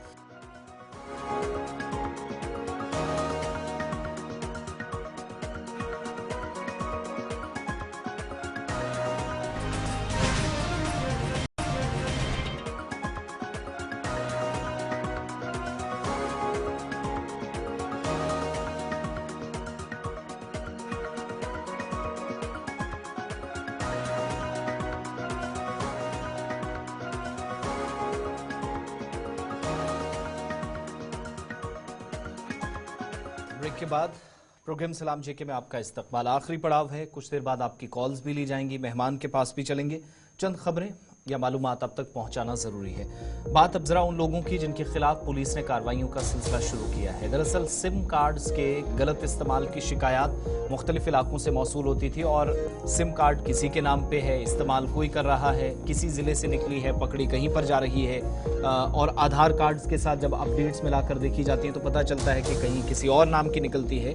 तो इस सिलसिले में वेरिफिकेशन का एक प्रोसेस चला, एक मुहिम शुरू की गई राजौरी के अंदर, सांबा पुलिस की तरफ से, रियासी पुलिस की तरफ से और दीगर कई अजला में भी इसी तरीके से इतलात के मुताबिक department of tele communications and regulations कौन सी सिम किसके नाम की है और मुख्तलिफ इलाकों के अंदर इस मामले पर आगे बढ़ी और जांच पड़ताल शुरू की गई। तो पता चला कि अलग अलग जगहों पर जिन मोबाइल कनेक्शंस का या जिन सिम कार्ड से मशकूक कोई सरगर्मी हुई थी, किसी भी तरीके से कोई सस्पिशियस एक्टिविटी हुई थी, मोबाइल कनेक्शंस को इस सिलसिले में देखा गया। और ऐसे में ये देखने के लिए कि जो KYC know your customer guidelines जिसको आप कहते हैं, जम्मू कश्मीर पुलिस ने उसके तहत एक वेरिफिकेशन का प्रोसेस शुरू किया कि अगर किसी सिम से कोई मशकूक सरगर्मी का इशारा मिला है तो मोबाइल कनेक्शन देखा गया। फिर ये भी पता किया गया कि क्या वो KYC उसका हुआ है, आधार कार्ड के साथ वो सिम कार्ड प्रॉपर तरीके से लिंक है, KYC की गाइडलाइंस के मुताबिक काम हुआ है। इन चीज़ों को देखने के लिए एक बड़ी कैंपेन शुरू की गई, वेरिफिकेशन ड्राइव शुरू हुई। सिम कार्ड जो अलग अलग जगहों पर, एक तो आज चूंकि बेतहाशा मिलते हैं तो उस एतबार से भी मिसयूज़ होने का ख़तरा रहता है, फिर एक एक नाम के 4-4, 5-5 नंबर्स अलग अलग मकामात पर पकड़े जाएं। इसकी तस्दीक के बाद राजौरी के अंदर, सांबा के अंदर और रियासी के अंदर पुलिस ने कार्रवाइयाँ शुरू की हैं और कहा गया कि जहाँ जहाँ कार्रवाइयाँ हुई हैं कई लोगों से पूछताछ भी हुई। रिकॉर्ड जो है वो बाज़ाब्ता तौर पर स्क्रूटनाइज जब किया गया तो पता चला कि कुछ सिम बेचने वालों के पास ज़रूर आज के वक्त में रिकॉर्ड था। इस मुहिम के दौरान पता चला department of tele communications regulations ने जो कार्रवाई की और मोबाइल कम्युनिकेशन रिस्पॉन्सिबिलिटी को यकीनी बनाया जाए, गलत सरगर्मियों से बचा जाए, मुल्क और रियासत मुखालिफ या अनलॉफुल कोई एक्टिविटी अगर हो रही हो तो उस पर भी नजर रखी जा सके। ऐसे तमाम अनासिर का पता लगाने के लिए पुलिस अथॉरिटीज ने बाज़ाब्ता तौर पर काम शुरू किया और पता चला कि मरकजी खित्ते के मुख्तलिफ अजला के अंदर सिम कार्ड्स का गलत इस्तेमाल होता है और इसकी तरफ इशारा भी मिलता है। इसलिए पुलिस ने उन तमाम लोगों को भी खबरदार किया है जो ज़रूरत से ज़्यादा सिम कार्ड्स और गलत तरीके से बेचते हैं और जिनको दी जाती हैं फिर मोबाइल कनेक्शन से इशारा मिलता है कि सिचुएशन ख़राब है, तो इसलिए उन चीज़ों का भी ख्याल रखा जाना ज़रूरी है। इससे पहले अपने मेहमान के पास चले, खबर ज़रा दारुल हुकूमत दिल्ली से आपको बतानी है। दिल्ली के अंदर जहां पर आप 26 जनवरी को फिर से एक बहुत बड़ी और पुरवकार तकरीब देखेंगे रिपब्लिक डे के मौके पर, और यौम जमहूरिया पर जहां परेड हुआ करती है वहां पर मुख्तलिफ रियासतों और यूटीज़ की सकाफत और वहां की रिवायात या वहां के तमद्दुन को दिखाने वाली, दुनिया के सामने जाहिर करने वाली झांकियां भी नजर आती हैं, जो टैब्लूज हैं वो नजर आती हैं। इन झांकियों के लिए एक और फहरिस्त तैयार कर दी गई है भारत सरकार की तरफ से। 15 रियासतों और चंद यूटीज़ की झांकियों को मंजूरी भारत सरकार ने दे दी है। दिल्ली का जो टैब्लू आपको नजर आता था, दिल्ली की जो झांकी नजर आती थी वो इस बार नजर नहीं आएगी, जिस पर अरविंद केजरीवाल ने वजारत दाखिला की तनकीद भी की है। भारत सरकार के नोटिस में भी मामला लाया है। पंजाब और कर्नाटक रियासतों की जो तजावीज़ थी, जो प्रपोजल्स थे, वो भी कैंसिल हो चुके हैं और 26 तारीख के लिए 26 जनवरी को डिफेंस ज़राए के मुताबिक जो लिस्ट तैयार की गई है इसमें मुख्तलिफ स्टेट्स की तरफ से जो प्रपोजल आए थे उनको एक्सेप्ट किया गया है और जम्मू कश्मीर है, कर्नाटका है, छत्तीसगढ़ है, महाराष्ट्र है, असम है, इन्होंने बहुत दफ़ा अपनी रिवायात को, अपनी सकाफत को इन झांकियों के ज़रिए दिखाया है। लेकिन इस बार कर्नाटक भी आपको नज़र नहीं आएगा, इस बार आपको पंजाब भी नज़र नहीं आएगा। इम्तियाजी सलूक करने का इल्ज़ाम इन पर लगा है कि जिस हिसाब से इन्होंने प्रपोजल तैयार किए थे उस पर, और रिपब्लिक डे परेड 2024 के बाद 2025 में इस बार कंट्रोवर्सी पहले ही खड़ी हो गई है कि पंजाब और कर्नाटका जिन पर डिस्क्रिमिनेशन का इल्ज़ाम लगाकर बाहर कर दिया, लेकिन एक पूरा प्रोसेस होता है। डिफेंस मिनिस्ट्री के तहत एक स्क्रीनिंग कमेटी होती है जो बाज़ाब्ता स्क्रीनिंग के एक मैकेनिज्म से गुजरती है। जो पार्टिसिपेंट्स होते हैं परेड के लिए, जिनने शिरकत करनी हो उन लोगों की वेरिफिकेशन होती है। एक्सपर्ट कमेटी ने बाज़ाब्ता तौर पर जो आर्टिजन्स हैं, जो फनकार हैं या पद्मा अवार्डीज़ हैं मुख्तलिफ फील्ड्स में जिनको अवार्ड अभी तक मिला है, स्क्रीनिंग कमेटी ने डिसाइड किया है कि जो इनकी थीम्स हैं, एस्थेटिक्स हैं, जो काम है और जो रिवायात और वहाँ की मकामी चीज़ों को ये जो झांकियों के ज़रिए फ़रोग देने की और जाहिर करने की कोशिश करते हैं। जो प्रपोजल्स आए थे कुछ चीज़ों दिल्ली को भी जगह नहीं मिली, कर्नाटक और पंजाब को भी जगह नहीं मिली, लेकिन जम्मू कश्मीर की इस बार बाकी झांकियों में 15 रियासतों और यूटीज के साथ आपको झांकी जरूर नजर आएगी।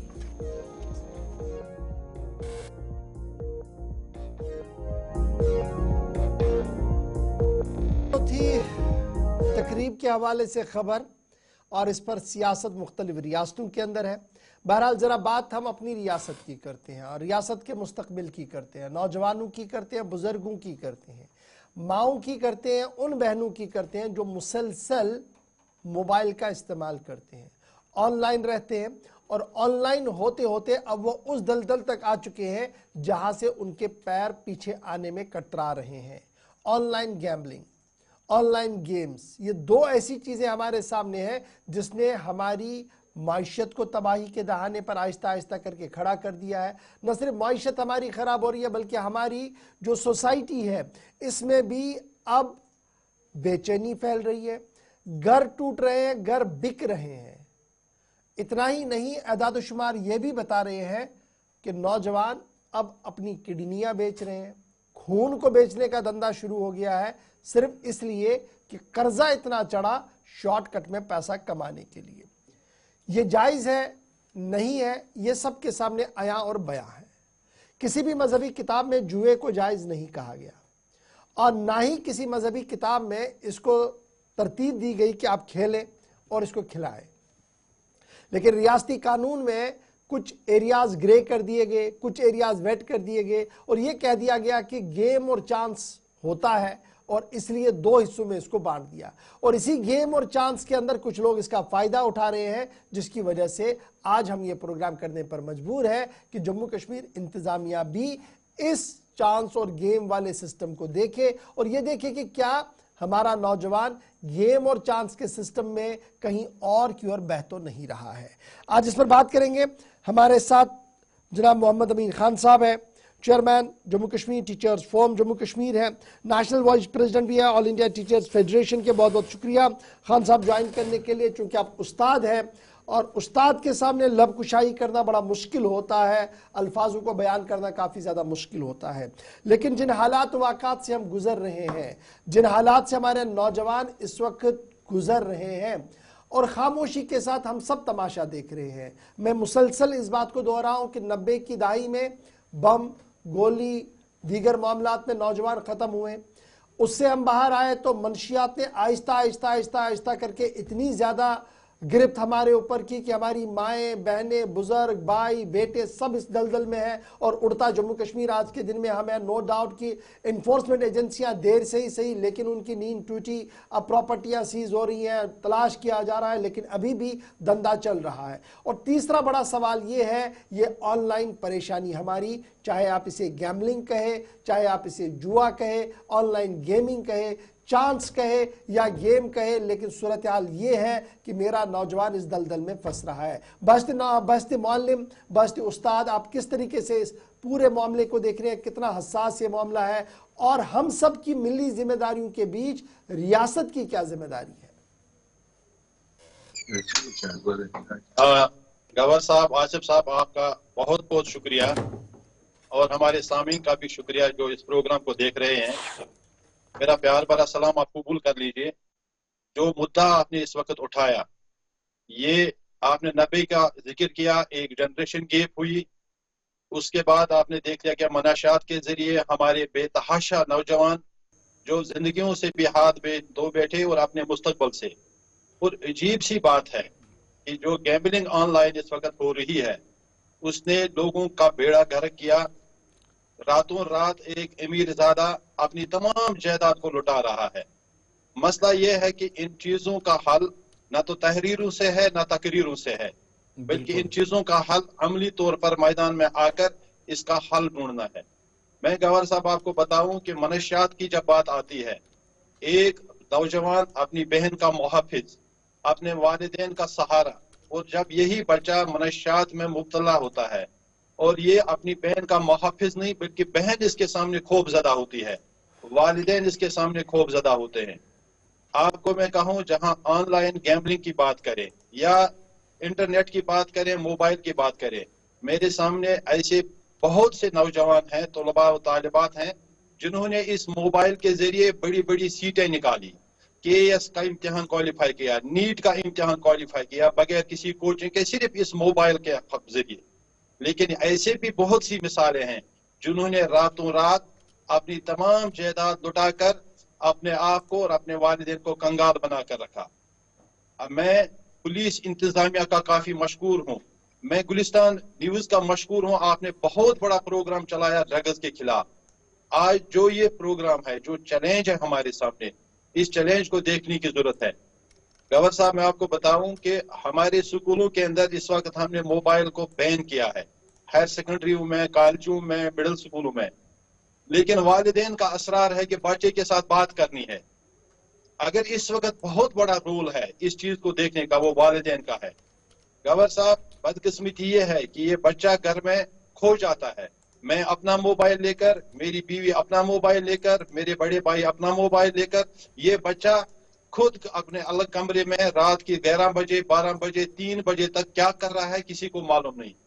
एक वालिद को हक बनता है कि वो मैं अपना बच्चा देखूं कि ये बंद कमरे में रात के 3 बजे तक किन किन साइटों पे जा रहा है, किन किन साइटों को छू कर जा रहा है। और सुबह ये बच्चा अपनी किडनी बेचने पे मजबूर, ये बच्चा सुबह अपना खून बेचने पे मजबूर। आखिर ये हमारा समाज, हमारा मुस्तकबल कहाँ की तरफ जा रहा है, ये सोचने वाली और हमारे लिए लम्हा फिक्रिया है। क्या मोहम्मद अमीन खान साहब, जो हमारे इदारे हैं जहां से बुनियादी तालीम या इब्तदाई तालीम का आगाज होता है, वालिदैन तो ठीक है एक पार्ट पर जिम्मेदार हैं, तो ठीक है एक पार्ट पर जिम्मेदार हैं, इदारों से अगर एक कैंपेन शुरू की जाए, इदारों से इस पर अमली जामा इसको पहनाने का काम किया जाए, जैसे आपने एक पॉइंट यहाँ पर मेंशन किया कि स्कूलों के अंदर मोबाइल फ़ोन या इलेक्ट्रॉनिक डिवाइसेस पर पाबंदी मुकम्मल तौर पर जो बच्चा इस्तेमाल करता है, इसको अगर सख्ती से नाफिज किया जाए, जब हमारे पास कवायद व ज़वाबित भी नहीं है, रेगुलेशंस गैम्बलिंग को रोकने के लिए नहीं है, इदारे कोशिश करें, क्या कोई रास्ता निकाला जा सकता है? पॉसिबिलिटीज हैं? बिल्कुल आसिफ साहब, बिल्कुल मुमकिन है ये कि अगर हम इस चीज को पाबंदी से अमल दरामद इस पे करें तो कौन सी बात मुश्किल नहीं है। आप 90 की बात या दहाई को याद कर लीजिए, जब हम वहां उस पर काबू पा सकते, तो यहाँ क्यों नहीं काबू पा सकते। लेकिन इंडिविजुअलिटी इसमें अहम है, क्योंकि एक आदमी को एक के ऊपर नजर रखनी है, वालिद को बच्चे के ऊपर, उस्ताद को तालिब इल्म के ऊपर, सिस्टम को पूरे इस नौजवान नस्ल के ऊपर नजर रखनी है। पुलिस अपना काम कर रहा है, एमआई मस्जिद अपना काम कर रहे हैं, हमारा इलेक्ट्रॉनिक और प्रिंट मीडिया काम कर रहा है, लेकिन कहीं न कहीं हमें भी इस काम में आने की बहुत ज्यादा जरूरत है। पेरेंट्स का हमें सपोर्ट चाहिए। तो मैं कहता हूं कि असातिज़ा इस वबा को रोकने में एक कलीदी रोल अदा कर सकते हैं। अगर असातिज़ा अपने तलबा व तालिबात को जायज सूरत में कहते हैं कि आपका डिवाइस आपके लिए जरूरी नहीं है, तो वालिदैन इसमें आड़े ना आए कि नहीं इसके लिए जरूरी है, मुझे कॉल करनी है, मुझे ये करनी है, वरना वालिदैन अपने बच्चे के ऊपर नजर रखें। गवर्नर साहब, मैं आपको बताऊं, आज के डेट में मुझे चाहिए कि मेरा बच्चा किसके साथ, उसके अहली यारा कौन है, उसका फ्रेंड सर्कल कौन है, और उस फ्रेंड सर्कल का बैकग्राउंड क्या है। मैं आपको कहता हूँ कि टीचर्स फोरम ने एक सर्वे कंडक्ट की। उस सर्वे में हमने देखा कि जो मनशियात और इन चीजों में टारगेट बनाया गया, ज्यादा उन बच्चों को टारगेट बनाया गया जो घर से सरमायादार है या मिडिल क्लास फैमिली है। आपने देखा होगा किसी गरीब या मुतवस्ता दर्जे के बच्चे पर अप्रोच नहीं किया गया। ये लोग पहले टारगेट ढूंढते हैं, टारगेट के बाद इसको किसी चीज का आदी बनाते हैं, 100 रुपए, 500 रुपए, 1000 रुपए से शुरू करते हैं, फिर इसको करोड़पति बनने का, लाखपति बनने का ख्वाब दिखाया जाता है। और उसमें हमें देखना चाहिए जो टारगेट ग्रुप है इस पे असर करने और इस पर अप्रोच करने वाले कौन से लोग हैं, उनके गले तक हमारा हाथ जाना चाहिए। इनसे बड़ा इम्पोर्टेंट एक चीज़ जो आपसे हम और एक चीज़ जानना चाहेंगे वो ये है कि कानून साजी वाला मामला, क्योंकि कानून को दो हिस्सों में बांटा गया, गेम और चांस में, और ये कहा गया कि जनाब स्किल और चांस ये दो चीज़ें हैं जी, और इन दोनों के बीच में जब मैं देखता हूँ तो क्या वक्त आ गया कि रियासती हुकूमत उसी तरीके का मसवदा कानून लेकर आए जो चंद रियासतों की तरफ से लाया गया, जहाँ पर मुकम्मल तौर पर ऑनलाइन गैम्बलिंग को पाबंदी कर दी गई है। फिर सोशल मीडिया नेटवर्क पर जो मवाद आ रहा है इसको भी एक मोनेटाइजेशन की जाए, इसको देखा जाए, मॉनिटर किया जाए कि आखिर ये कैसा मवाद है, कौन ला रहा है, और जो लग रहा है कि ये सोसाइटी के हित में नहीं है उसके खिलाफ कार्रवाई का आगाज़ हो, ताकि ये सिलसिला कहीं रुके, थमे और हम इस सिलसिले से कहीं बाहर आ जाएं, इस परेशानी से कहीं बाहर आ जाएं? बिल्कुल गौर साहब, आपने दुरुस्त फरमाया कि सरकार को चाहिए एक बाज़ाब्ता एक कानून बनाया जाए। इस कानून के एतबार से हमारा हर एक का सेल फोन, इलेक्ट्रिक डिवाइसेस जो है वो इस वक्त सर्वेलेंस पे जा सकते हैं। ये ऑन ट्रायल सर्वेलेंस पे कुछ नौजवानों के फोन डाले जो मशकूक नजर आ रहे हैं, और कड़ी से कड़ी सजा मिलनी चाहिए ताकि इसका जो रूट है वो वहां तक हम पहुंचे। और सरकार को इस वक्त अशद जरूरत है कि वो एक कानून लाए, एक कानून पास करें अगर उनको नौजवान नस्ल को बचाना है, अगर इससे कौम के मुस्तकबिल को बनाना है। मैं बताऊं, ये कैमरा जो आपके हाथ में है ये किसी उस्ताद की देन है। अगर हमारा नौजवान आज इस रास्ते की तरफ गया तो हमारा मुस्तकबिल कैसा होगा? ये ताबनाक नहीं होगा, ये अंधेरे की तरफ जा रहा है। और जिस सिमत की तरफ ये जा रहा है वो रास्ता इनको मौत की आगोश की तरफ ले जा रहा है, वहां से लौटना मुश्किल है इनके लिए। मेरी यही गुजारिश है आपकी वजाहत से सरकार से कि एक अशद जरूरत है कि इस पर एक कानून लाया जाए ताकि इसको मुकम्मल बैन किया जाए कि जितने भी इस ऑनलाइन गैमलिंग में, मोबाइल गैमलिंग में मुलवस लोग हैं, इसका नेटवर्क कहाँ से है और कौन से लोग इसमें मुलवस है, किन लोगों ने इसको यहाँ पे इंट्रोड्यूस किया है, उनको कड़ी से कड़ी सजा देने की जरूरत है। बहुत बहुत शुक्रिया मोहम्मद अमीन खान साहब, हमारे साथ इस प्रोग्राम में ज्वाइन करने के लिए, कीमती आरा पेश करने के लिए। आपका बहुत बहुत शुक्रिया। आप और आपकी तंजीम का अहम तरीन जिम्मेदारियां सबकी हैं। असातिज़ा क्या कर सकते हैं, इदारे क्या कर सकते हैं, इस ताल्लुक से उन्होंने बात की है। और इससे पहले हम कॉलर्स की तरफ जाएं, ये सीरीज भी कंटिन्यू रहेगी, बात जरा पाकिस्तान की भी कर लेते हैं और उसके बाद सऊदी अरब से एक खबर आपको बतानी है, फिर सीधा कॉलर्स के पास। तब तक चारों नंबर्स आपकी स्क्रीन पर भी आएंगे, आप एक एक करके कॉल करना शुरू कीजिएगा। लेकिन बात पाकिस्तान हुकूमत की, जहां पर सियासी उथल पुथल के बीच कोशिशें हो रही हैं कि इमरान खान या उनकी जमात के साथ मुसलसल राब्ते में रहा जाए, मुज़ाकराती अमल आगे बढ़े। और इस सिलसिले में एक कमेटी तश्कील दी गई है शहबाज हुकूमत की जानिब से। मकसद यह है कि जेल के अंदर बंद इमरान खान से मुलाकात हो सके, राब्ते में रहा जाए, बातचीत हो और कोई रास्ता निकाला जाए। ये जो तातुल एक किस्म का सियासी एतबार से जो पाकिस्तान के लिए दर्द-ए-सर बन रहा है, जिसमें शहबाज हुकूमत हो या फिर पीटीआई हो आमने सामने, और पूरा निज़ाम मुतासिर हो रहा है। पीटीआई ने फैसले का खैर मकदम कर दिया है और जो कमेटी बनाई गई है, जिम्मेदारी ये दी गई है कि हुकूमत की जानिब से जो भी पेशरफ्त होगी वो इमरान खान को बताई जाए और इमरान खान जो चाहते हैं उनकी बात भी मुकम्मल तौर पर सुनी जाए। कमेटी में सरकार के स्टेटमेंट के मुताबिक नायब वज़ीर आज़म, इसके अलावा जो मुल्क के वज़ीर ख़जाना भी है इसहाक डार, वो जिम्मेदारी उनको दी गई है। वज़ीर आज़म के जो पॉलिटिकल एड है राना सनाउल्लाह, जो वज़ारत दाखिला में जिम्मेदारी संभाले थे पिछली हुकूमत में, उनको कमेटी में जिम्मेदारी मिली।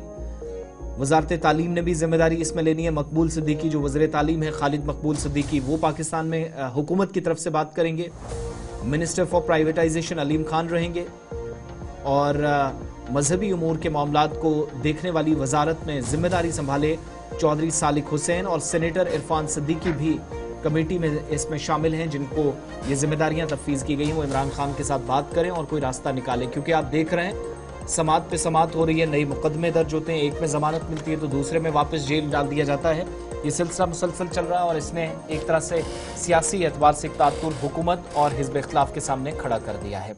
इससे पहले कॉलर्स के पास चलें, एक बात ज़रा तालिबान और अफगानिस्तान की ताल्लुकात की बात कर लेते हैं। सऊदी अरब के साथ ताल्लुकात दोबारा से कायम होना शुरू हो गए हैं, मुज़ाकराती अमल आगे बढ़ा है और ये मुज़ाकरात कामयाब होते भी इशफाक नजर आए। बिल्कुल बड़ी खबर आ रही है कि सऊदी अरब ने अफगानिस्तान में अपने सफारत खाने को दोबारा शुरू करने का फैसला ले लिया है।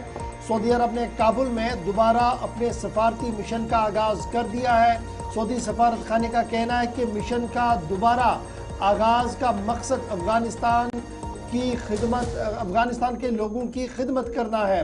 एक बयान में सफारती मिशन ने कहा है कि यह कदम सऊदी अरब के जो ताल्लुकात आम्मा है उनकी वजारत से लिया गया और उसके बाद ये फैसला लिया गया कि बाज़ाब्ता तौर पर अफगानिस्तान के अंदर सफारत खाने और सफारती मिशन को जो है वो आगे बढ़ाया जाए। अगस्त 2021 में अफगानिस्तान जमहूरी हुकूमत के गिरने के बाद जब नई हुकूमत वहाँ पर आई तो उसके बाद कुछ देर तक ये सफारत खाने बंद रहे थे, लेकिन अब बाज़ाब्ता तौर पर सऊदी हुकूमत की तरफ से ये साफ कर दिया गया है कि काबुल में दोबारा अपने सफारती मिशन का आगाज कर दिया जाएगा। यानी कहीं ना कहीं ऑफिशियली अनऑफिशियली आप इस बात को मान लीजिएगा कि तालिबान की मौजूदा हुकूमत को अब सऊदी अरब ने भी मान लिया है। चीन की तरफ से पहले सफारतखाना खोल दिया गया था, पाकिस्तान का सफारतखाना पहले ही चल रहा था, कुछ और मुल्कों की तरफ से सफारतखाने आहिस्ता आहिस्ता करके खोल दिए गए थे और अब सऊदी हुकूमत भी सामने आई है जिन्होंने कहा कि अवाम की खिदमत और दीगर मामला को देखते हुए फिलहाल सफारतखाने को खोलने का फैसला ले लिया है।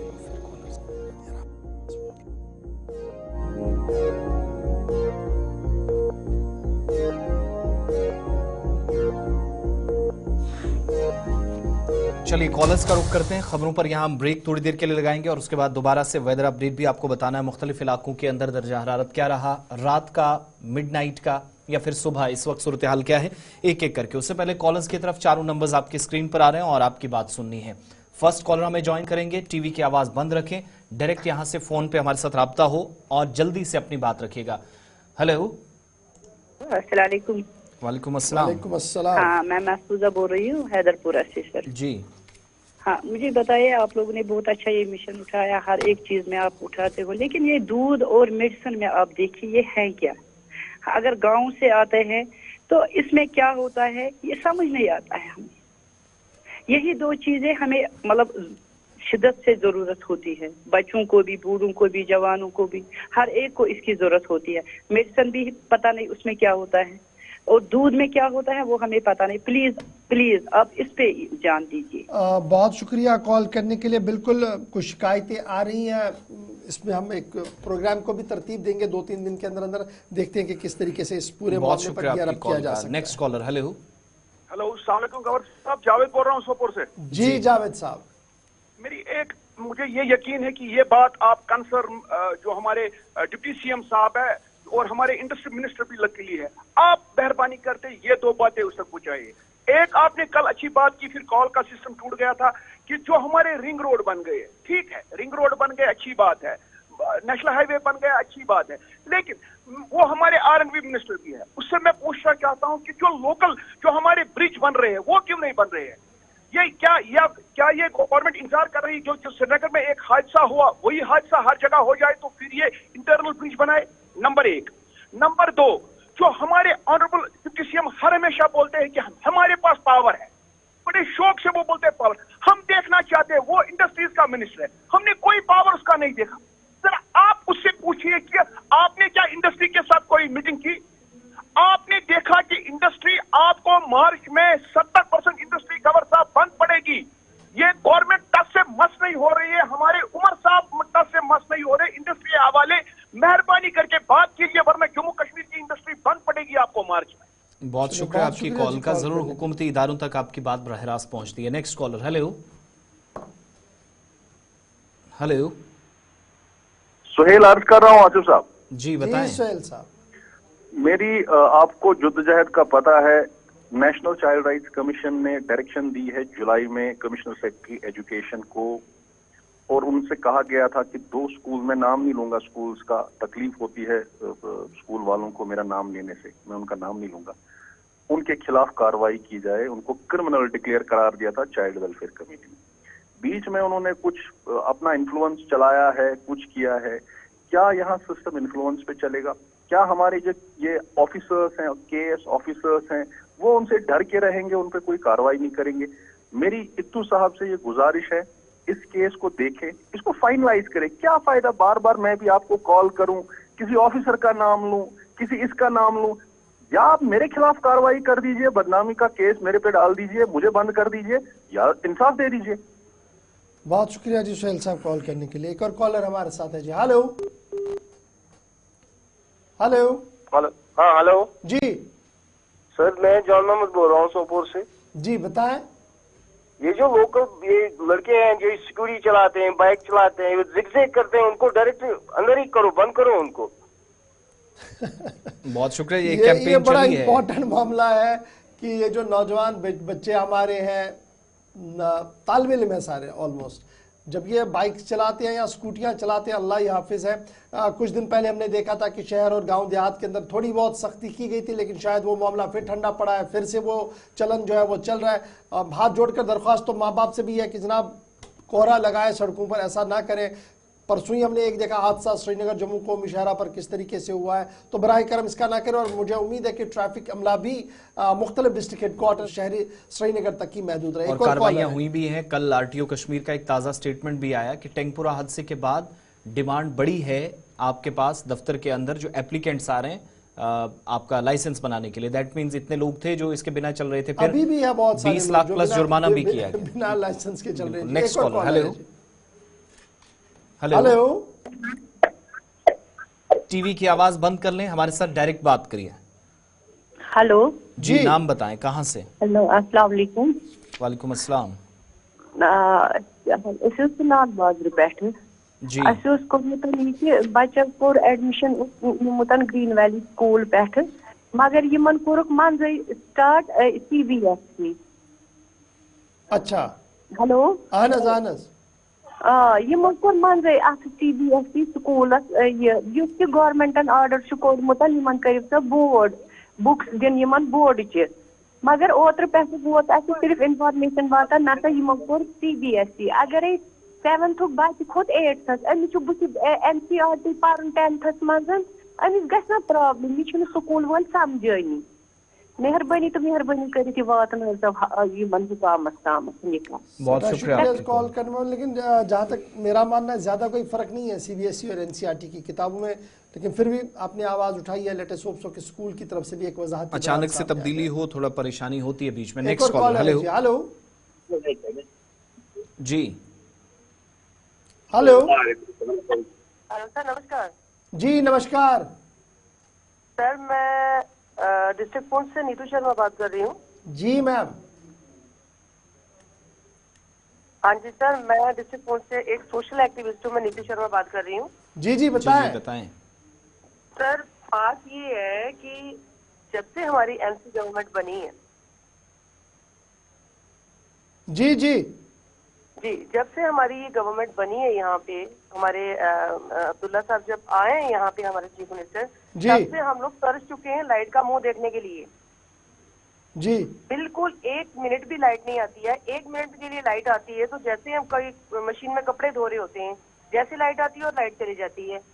एक मसला तो सर ये है कि इनसे पूछा जाए कि जब से आप आए हैं तो लाइट की इतनी खस्ता हालत क्यों हो चुकी है कि हर काम के लिए हमें लाइट का वेट करना पड़ता है।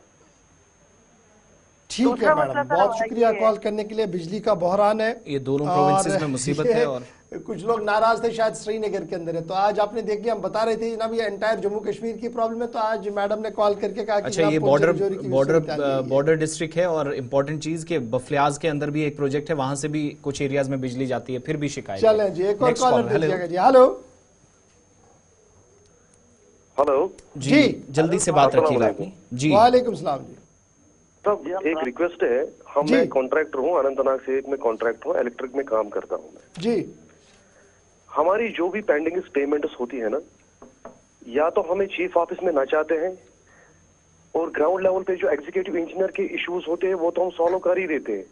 मेरा पिछले 8 साल से एक एक काम करके फंसे हैं, कम से तकरीबन 20-25 लाख हमने बैंक से उठाया होता है पैसा। ये कोई इनकी कोई मतलब ये ना जरा से भी शर्म नहीं आती है। ये लोग सिर्फ वेट करते रहते हैं कि कॉन्ट्रैक्टर कब आएगा, हम उसके पैसे वागुजार करेंगे। जबकि हमारा काम ये नहीं होता है, कॉन्ट्रैक्ट में नहीं लिखा होता है कि आप यहाँ पे आ जाओ फिर आपका काम हो जाएगा। मैं आपसे एक रिक्वेस्ट करता हूँ, चीफ ऑफिस में मेरी बिल्स पेंडिंग है, या मेरी क्या बहुत सारे लोगों की बिल्स पेंडिंग है, पैसा अवेलेबल है उनका, बट फिर भी वो रिलीज नहीं करते। इंतहाई अफसोस है कि अगर पैसा ट्रेजरी में है और पैसा रिलीज नहीं हो रहा है, मुझे उम्मीद है कि कमिश्नर सेक्रेटरी R&B और दीगर जिम्मेदार जो हैं वो इस मामले की ओर देखेंगे। तो जो शिकायतें तो पहले से ही थी कि जनाब कमीशन का मामला है, शायद यह भी एक बड़ी वजह है जी। चलिए जनाब, बहुत शुक्रिया जी आज हमारे साथ ज्वाइन करने के लिए। कुछ कॉलर्स को हमने आज शाम में शामिल प्रोग्राम तो करवा लिया है, लेकिन ज़रा चलते चलते आपको मौसम का मिजाज भी बताते हैं कि रात जम्मू कश्मीर के अंदर किस तरीके से गुजरी है, क्योंकि पहली खबर हमने आपको बताई थी कि दर्जे हरारत मनफी है, और वो किस तरीके का मनफी है कि -3.6। जब हमने प्रोग्राम शुरू किया था तब भी 3 था, और रात का दर्जे हरारत भी 3.6 माइनस में चला गया, मनफी है जी। श्रीनगर के अंदर, काजीगुंड के अंदर -4.8 डिग्री सेल्सियस रिकॉर्ड किया गया है। आज बादल और धूप आपको वक्फे वक्फे से नजर आएगा। कुपवाड़ा के अंदर -4.3 डिग्री, पहलगाम -5.0 डिग्री रिकॉर्ड किया गया है, और गुलमर्ग के अंदर -4.8 डिग्री सेल्सियस रिकॉर्ड किया गया है। सोनमर्ग के अंदर -5.1 डिग्री, कोकरनाग के अंदर -4.0 डिग्री, पुलवामा -6.0 डिग्री, बडगाम के अंदर -4.8 डिग्री, और शोपियां का जिला जो है ये सबसे सर्द तरीन इलाका एक बार फिर -7.3 डिग्री सेल्सियस रिकॉर्ड किया गया। आज दिन में आपको हल्की सी धूप जरूर मुख्तलिफ इलाकों के अंदर नजर आएगी।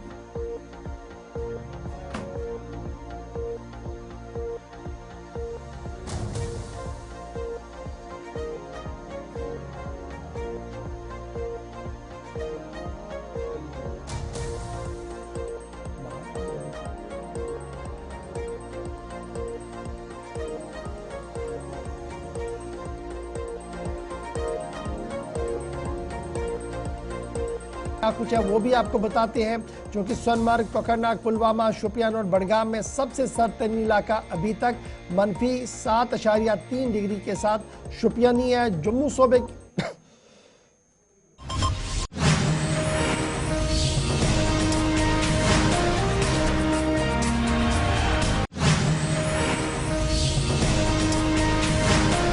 बस इतना ही। आप बने रहिएगा हमारे साथ, खबर, तज्जिया और तबसरों का सिलसिला जारी रहेगा।